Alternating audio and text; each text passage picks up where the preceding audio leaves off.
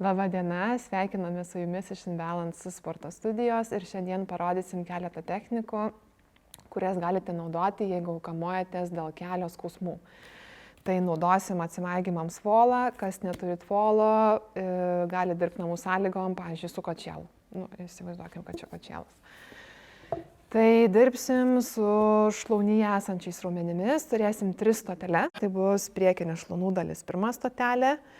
45 laipsniai nuo priekinio šlaunų dalies bus antra stotelė ir 5 laipsniai atgal nuo šlaunies vidurio bus trečia stotelė.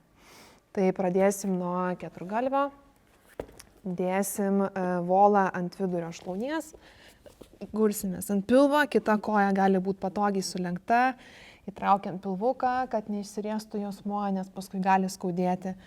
Ir dabar važiuosim iki pat kelio sąnario, labai lėtai, tada atgal iki pat klubo sąnario, tam, kad jūs galėtumėt pajausti, kur yra skausmingiausi taškai, nes čia jau gali būti ne vienas ir ne 2, tai sustojat ties skausmingiausių, atpalaiduojat savo maigomą koją ir vėl būnam su tuo tašku apie 2 minutės. Giliai kvėpuojam ir nepamirštam, kad jeigu padirbam su viena koja, padirbam ir su kita koja, tam, kad galėtumėte įvertinti, kurioj kojoj yra daugiau skausmingų taškų, nes nepaslaptis, kad nesam simetriški žmonės, dažniausiai viena koja būna labiau įtempta. Tai padirbot su vienu tašku, pavažinėjot aukštyn žemyn vėl, radot kitą tašką skausmingą ir galit vėl pabūti tam taške iki 2 minučių. Vėlgi, priklausomai nuo to, kiek turit laiko, galit šitą maigymui skirti ir 15 ir 20 minučių. Pataikiau ant skausmingo taško. Ir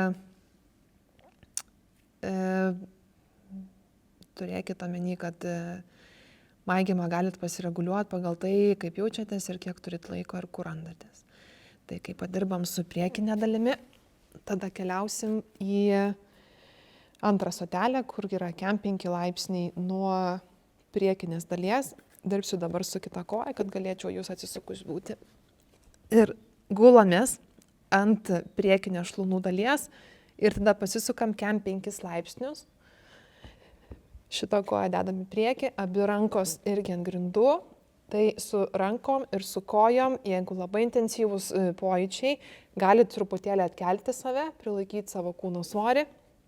Vėlgi pavažinėjam aukštyn žemyn, lėtai, tam, kad pajaustumėt, kur reikia sustoti ir ant kurio taško reikia pasilikti. Vėlgi radom skausmingą tašką, kvėpuojam, stengiamės neįtempti kūno. Ir ypatingai tos kojos, kurią maigom, pasiliekam porą minučių ant to taško. Pabuvom su vienu tašku, galit toliau pavažiuoti aukštyn žemyn, rasit tikrai ne vieną ar ne 2 taškus, čia tokie labai ypatingi taškai, ypatingos kojose vietos. Ir kai atmaigom antrą stotelę, keliausim prie trečios stotelės.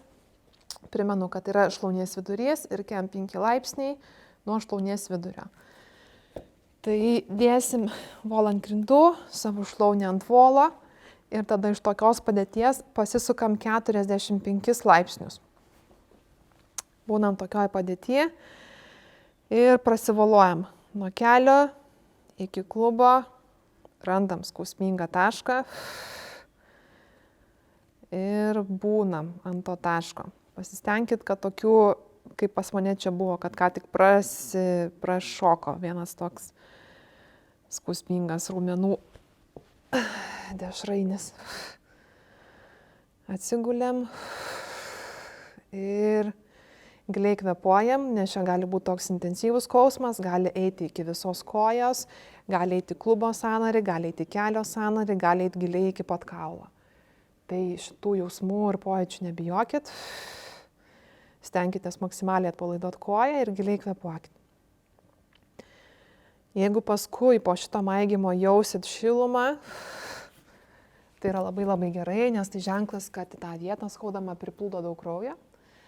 ir kad rasis daug labai gerų dalykų, nes kraujas išneš tai, kas nereikalinga, atneš reikalingų medžiagų ir sukurs atpalaidavimą toje vietoje. Tai šiandien tiek, praktikuokitės ir gražios jums dienos.